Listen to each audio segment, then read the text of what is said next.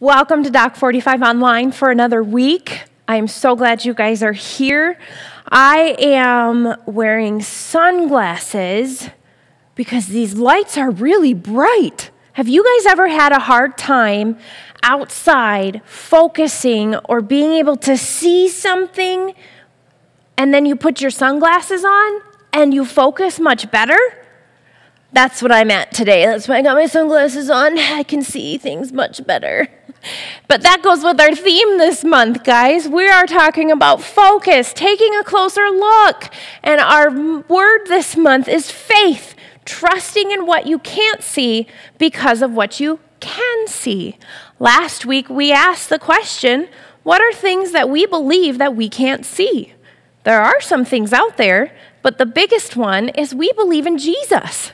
Even though we can't see him, we're able to trust him and put our faith in him by seeing what he does in our own lives and about what he does in other people's lives. So that's what we learned about last week. With this new month, we also have a new memory verse. Hebrews 11:1. Faith is being sure of what we hope for. It is being sure of what we do not see.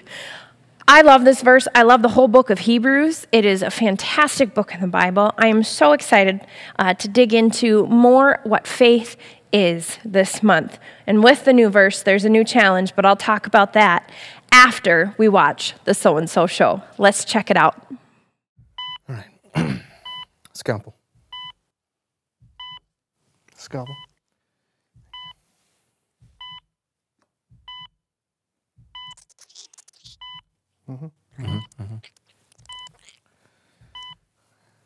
Prep the top for me, please.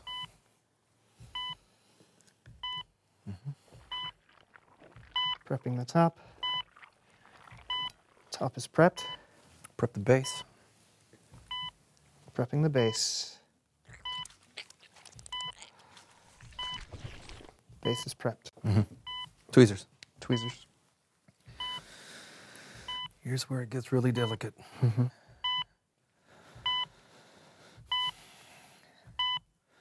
Wipe.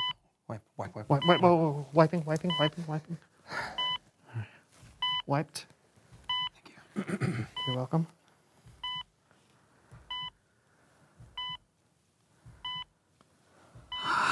All right, close it up.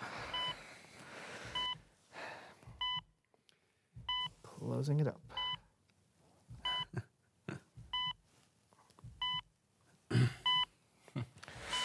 You did it.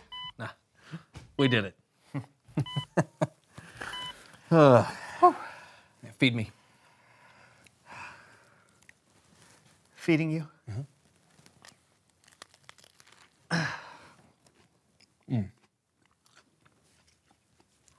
It's good.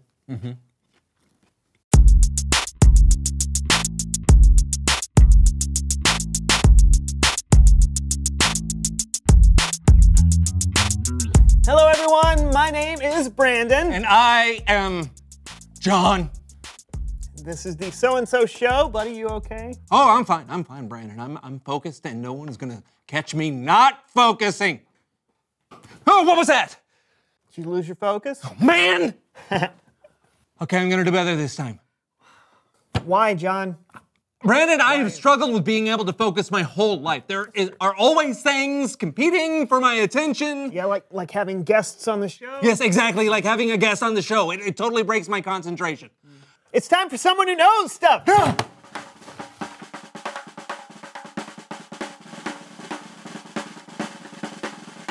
Seat? Yep, right there. Okay. One moment, please. Alrighty. What are you,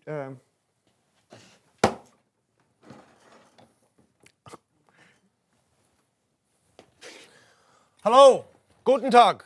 How are you both? We're focused. We're good. Hans, thank you so much. Can you tell everyone who you are and what you know? Hello, my name is Hans Decibel. I am an audio engineer with a recent interest in Foley artistry. And what is that exactly? I am so glad you asked this question to me. Thank you.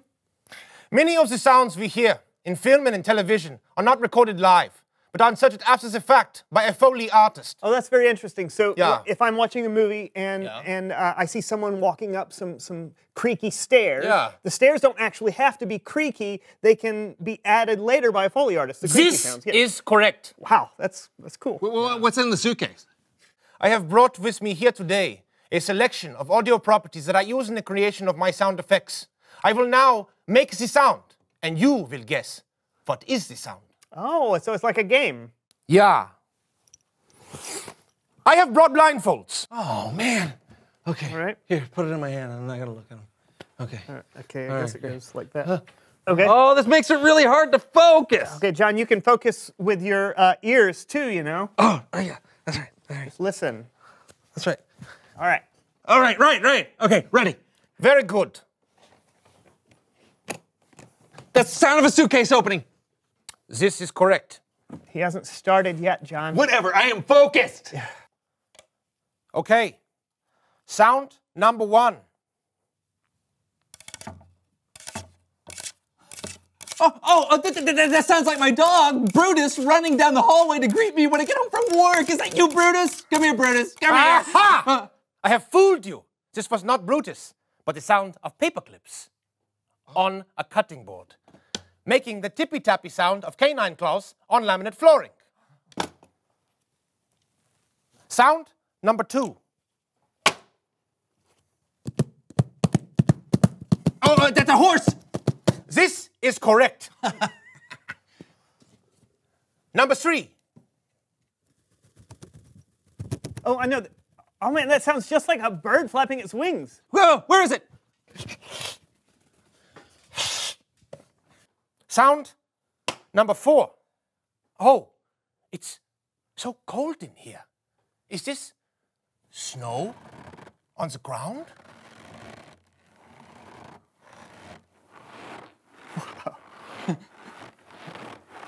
No, it is just a bag of cornstarch. Oh, I'm slipping.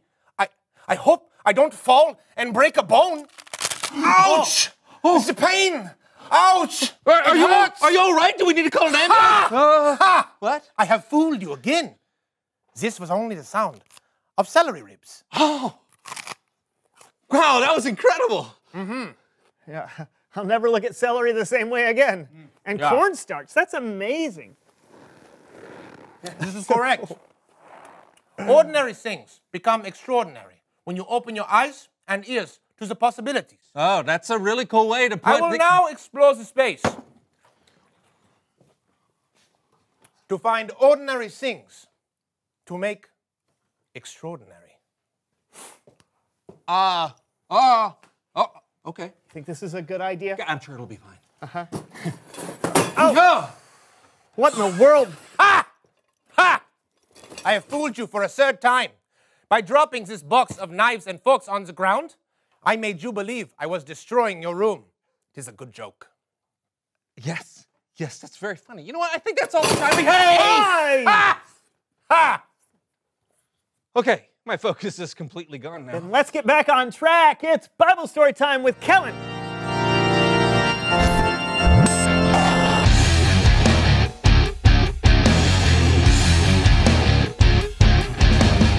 Hey, Kellen. Kellen. Kellen! Oh.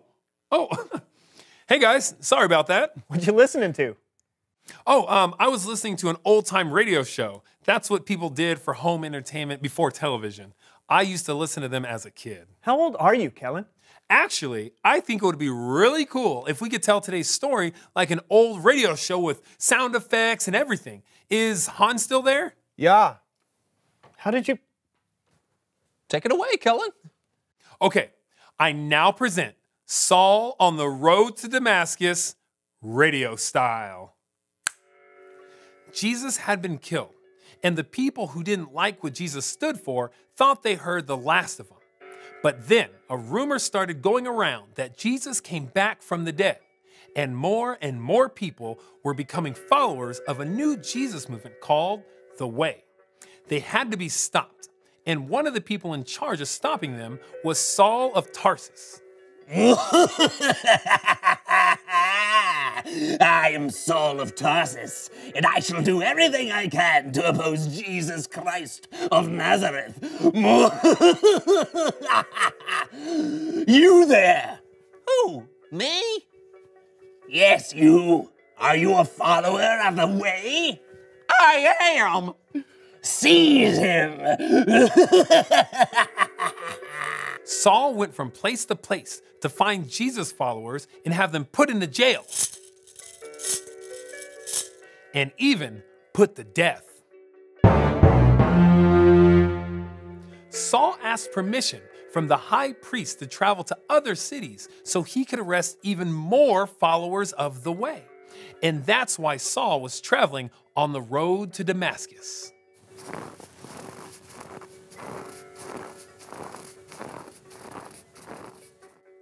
Saul and the men he was traveling with had letters that gave Saul permission to arrest any Jesus follower he wanted. He was determined to complete his mission. He was focused. But then, an incredible thing happened. A light from heaven flashed all around Saul and his companions. Saul fell to the ground, and he heard a voice.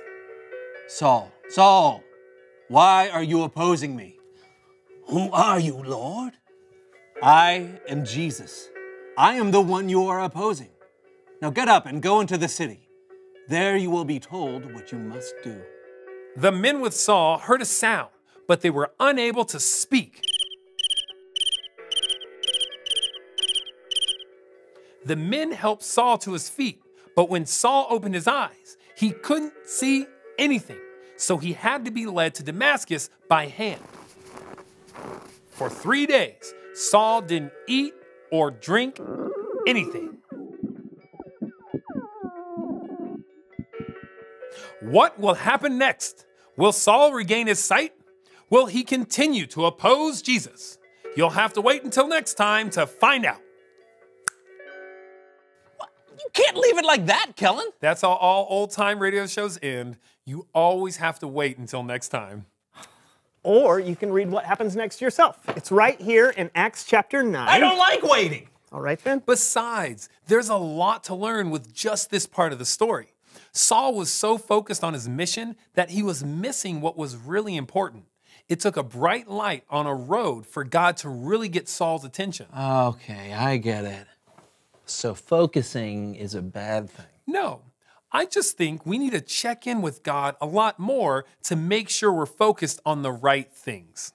Great idea. Thanks, Kellen. Yep, you guys know where I'll be. I'll see you around. That was fun. I agree. Hey, Much fun. Hans, you're still here. Yeah. I am here to say,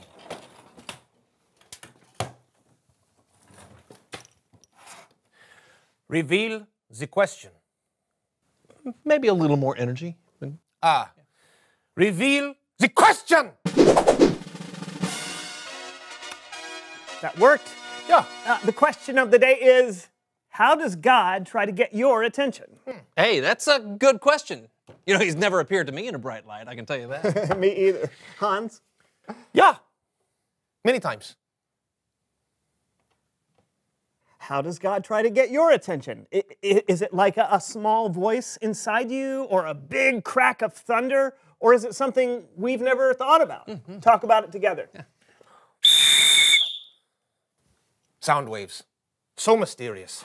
You're telling me. Hey, we'll see you next time on the So-and-So Show. Is that me? Yeah. Oh, all right. Brandon, do you know what today is? I do, John. What is it's it? our 150th episode! It's true! 150 episodes! That's right, so let's celebrate. Hey, count down with me, everybody. Come on, ready? 10, 9, 8, 7, 6, 5, 4, 3, 2, 1. Happy! I'll see you next week. Yeah.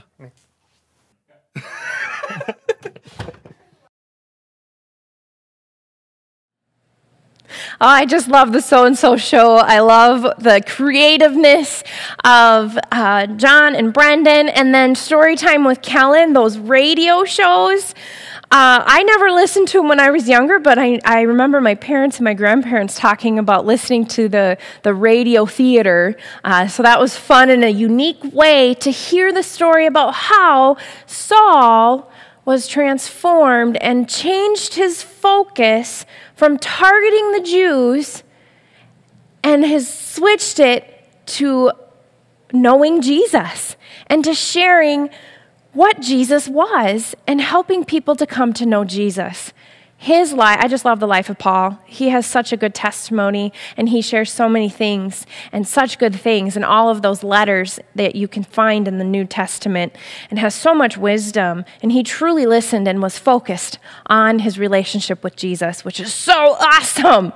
But that leads us to our question of the week. How does God try to get your attention? That's a good question.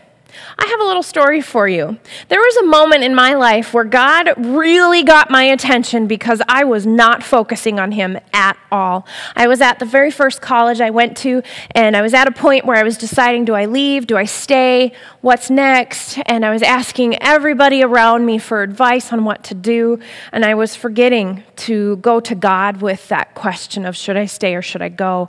And I was in my room and wrestling with that question, and suddenly a box in my closet fell out and onto the floor, and it fell open, and it happened to be the box that I kept encouragement notes in, my favorite scriptures in, and so I went to pick up those items, and the first note that I picked up had the verse, "Seek his will in all you do. Don't lean on your own understanding." Paraphrased, by the way. But that shook me and woke me up.